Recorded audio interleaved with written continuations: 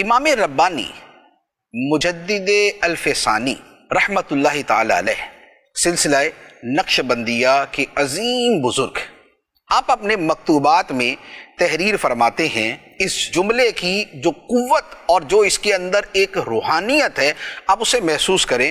فرماتے ہیں کہ مقربین بارگاہ الہ یعنی صوفیہ کرام اگر بہشت چاہتے ہیں، اگر جنت چاہتے ہیں، تو اس لیے نہیں کہ ان کا مقصد نفس کی لذت ہے، بلکہ اس لیے کہ جنت خدا کی رضامندی کی جگہ ہے۔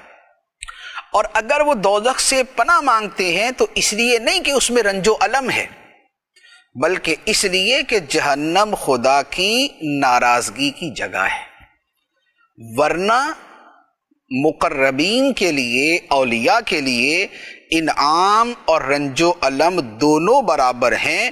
ان کا اصل مقصود اللہ کی رضا ہوتا ہے، یعنی عبادت کرنے کا بھی وہ اعلیٰ مقام۔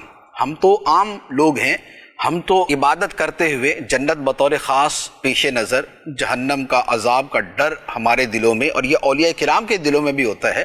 ایسا نہیں ہے کہ جنت سے کوئی صرف نظر کر سکے اور جہنم کو کوئی اگنور کر سکے، ایسا نہیں۔ لیکن بات یہ ہے کہ عمل کی جو محرک اول ہے وہ کیا ہے؟ محض جنت ہے کہ جنت میں جانا ہے؟ محض جہنم کا ڈر ہے کہ اس عذاب سے بچنا ہے؟ یا اللہ کی رضا اور اس کی ناراضگی یہ پیش نظر ہے، اور اس کے ضمن میں چونکہ جنت رضا کی جگہ ہے، جہنم ناراضگی کی جگہ ہے، لہذا ادھر جانے کی کوشش کرنی ہے، وہاں سے بچنے کی کوشش کرنی۔ تو یہ محرک اول کے اعتبار سے، یہ سبب اول کے اعتبار سے ہے، اور مجدد الفسانی رحمۃ اللہ علیہ کا جو فرمان ہے وہ اسی تناظر میں ہے۔ اسی طرح ایک اور بڑا مشہور کلام ہے حضرت رابعہ بصریہ رحمۃ اللہ علیہ کا۔ آپ اپنی ایک دعا میں عرض کرتی ہیں، اے اللہ، اگر میں تیری بندگی جنت کے لیے کرتی ہوں تو مجھے جنت سے محروم رکھنا، اور اگر میں تیری عبادت جہنم کے ڈر سے کرتی ہوں تو پھر مجھے جہنم میں ڈال دینا، لیکن اگر میں تیری بندگی تجھے پانے کے لیے کرتی ہوں تو مجھے اپنے آپ سے محروم نہ کرنا۔ تو یہ کیا ہے؟ یہ ہے مقصود اصلی کی طرف اشارہ کرنا۔ ورنہ جنت کی جو عظمت ہے وہ تو قرآن میں ہے، خدا نے بیان کی ہے، خدا کے حبیب علیہ الصلوۃ والسلام نے بیان کی ہے، تو اس کو معاذ اللہ اس کی تحقیر نہیں ہو سکتی، اسے کمتر نہیں سمجھا جا سکتا، وہ تو بندہ دین سے نکل جائے گا۔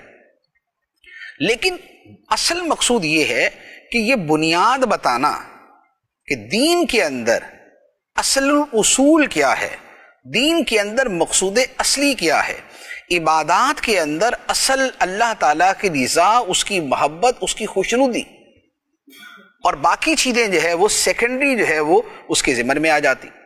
عام آدمی جو ہے وہ تو بالکل جو ہے وہ جنت پیش نظر رکھے، اس کے لیے دعا بھی کرے، اس کے لیے تڑپے مچلے، سب کچھ کرے، جہنم کے عذاب کے بارے میں پڑھے، سنے، اس کے عذاب سے بچنے کی کوشش کرے، اسے اپنے پیش نظر رکھے۔ کیونکہ ہمارے جو قلوب کی کیفیت ہے، ہم عام لوگوں کے جو دلوں کی کیفیت ہے وہ یہ ہے کہ یہ والی چیزیں ہمارے لیے زیادہ باعث ترغیب اور باعث ترہیب بنتی۔